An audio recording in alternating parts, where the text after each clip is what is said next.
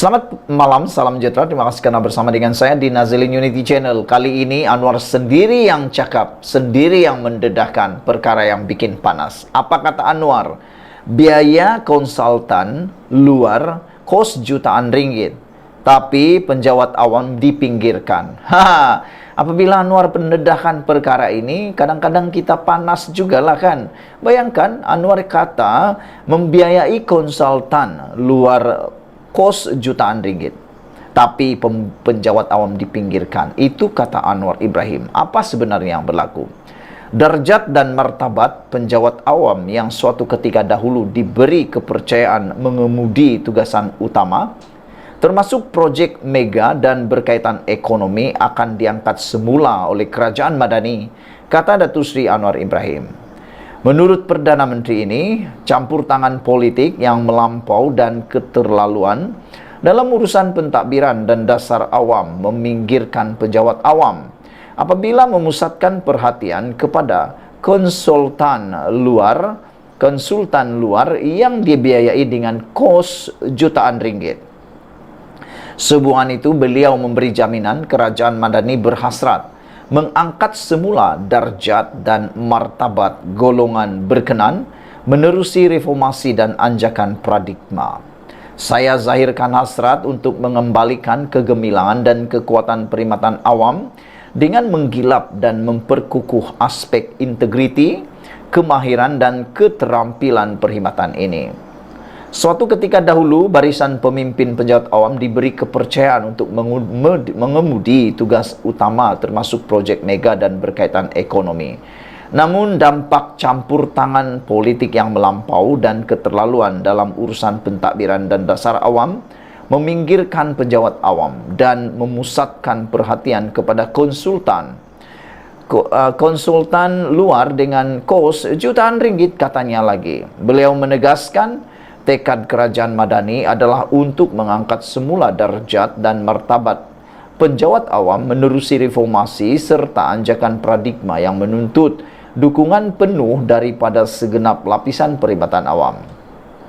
Anwar bercakap demikian pada majlis makan malam sumbangan kasih Persatuan Alumni Pegawai Takbir dan Diplomatik Alumni PTD dan Yayasan Alumni PTD di sini malam tadi, dan memuat naik antara kandungan amanat itu melalui hantaran di Facebooknya hari ini.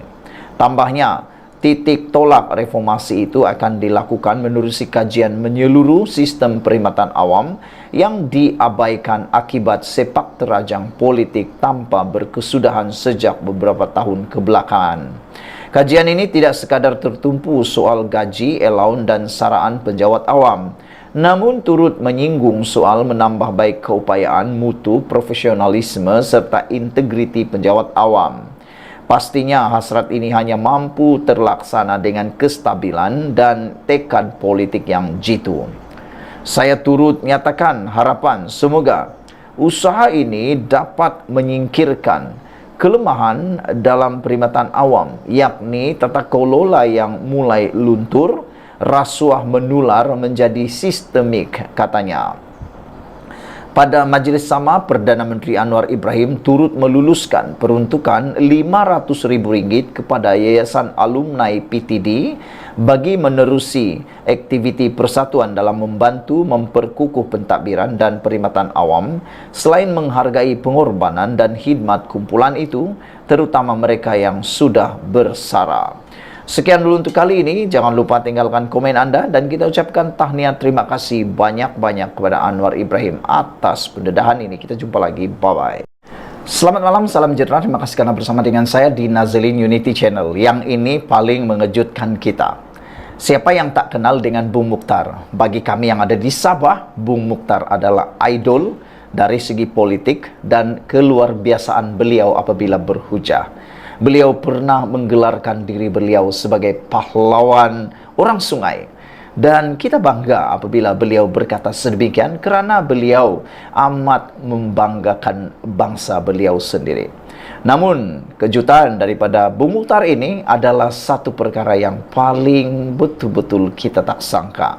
Bung Mukhtar kata beliau ditawar jawatan kabinet. Wah, Kalau betul Bung Mukhtar didawar jawatan kabinet, agak-agak apa jawatan Bung Mukhtar yang paling sesuai dalam kabinet Anwar Ibrahim? Mungkinkah paling sesuai Bung Mukhtar ditawar jawatan Menteri Komunikasi? Ini karena apabila beliau bercakap, mesti semua orang mahu dengar.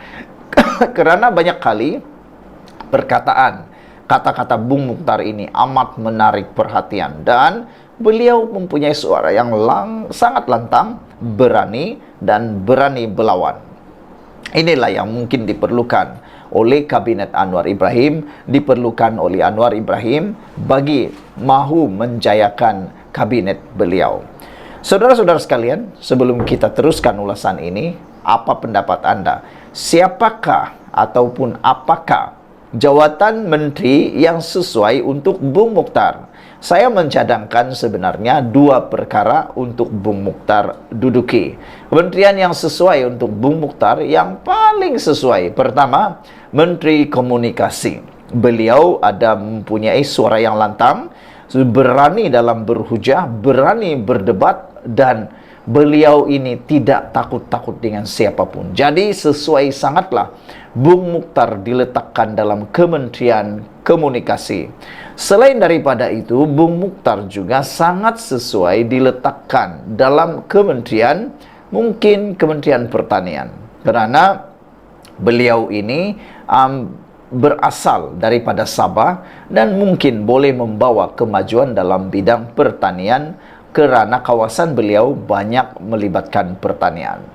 Ketua UMNO Sabah, Datuk Seri Bung Mukhtar Radin, mengakui beliau turut ditawarkan jawatan dalam Kabinet Persekutuan menerusi rombakan kabinet pada Selasa lalu. Bagaimanapun, ahli Parlimen Kinabatangan itu menolak tawaran tersebut kerana ingin memberikan tumpuan kepada parti, khususnya bagi menghadapi PRN 17 akan datang di Sabah. Iya, saya ditawarkan jawatan, kata Bung Mukhtar. Bagaimanapun, saya menolak kerana ingin memberikan tumpuan kepada tanggung jawab saya sebagai pengerusi perhubungan UMNO dan Barisan Nasional BN Sabah bagi memperkukuhkan kedudukan UMNO yang bakal berhadapan dengan PRN 17 akan datang, katanya di sini pada malam Kamis. Bung Mukhtar yang juga pengerusi Barisan Nasional Sabah berkata, tawaran itu sekaligus menafikan andaian atau persepsi pelbagai pihak UMNO Sabah dipinggirkan dalam rombakan kabinet kali ini. Persepsi ini dimainkan oleh pihak tertentu di pelbagai media sosial dan menghangatkan lagi tanggapan tersebut apabila ahli Parlimen Beaufort yang mewakili UMNO Sabah, Datuk Siti Aminah Aching, yang sebelum ini dilantik sebagai Timbalan Menteri Peladangan dan Komoditi turut digugurkan dalam kabinet rombakan tersebut. Sehubungan itu, Bung Mukhtar menjelaskan bahawa soal pelantikan jemaah menteri merupakan hak mutlak Perdana Menteri yang tidak perlu dipertikaikan oleh mana-mana pihak. Pihak luar hanya pandai membuat persepsi kita di dalam. Lebih maklum tujuan mereka hanya ingin melemahkan UMNO khususnya di Sabah, kata Bung Mukhtar. Justru abaikan tanggapan negatif ini yang hanya bertujuan melemahkan UMNO, kata Bung Mukhtar lagi. Tambah Bung Mukhtar, pengguguran Aminah sebagai Timbalan Menteri tidak mencerminkan UMNO Sabah dipinggirkan dalam rombakan tersebut, memandangkan UMNO telah diberikan ruang dalam rombakan baharu tersebut. Ia dapat dilihat apabila naib Presiden UMNO Datuk Seri Johari Abdul Ghani dilantik Menteri Perdagangan dan Komoditi, dan Ketua Wanita UMNO Datuk Seri Dr. Noraini Ahmad dibawa masuk semula dalam jemaah kabinet dan dilantik menjadi Timbalan Menteri Pembangunan Wanita dan Masyarakat dan Keluarga.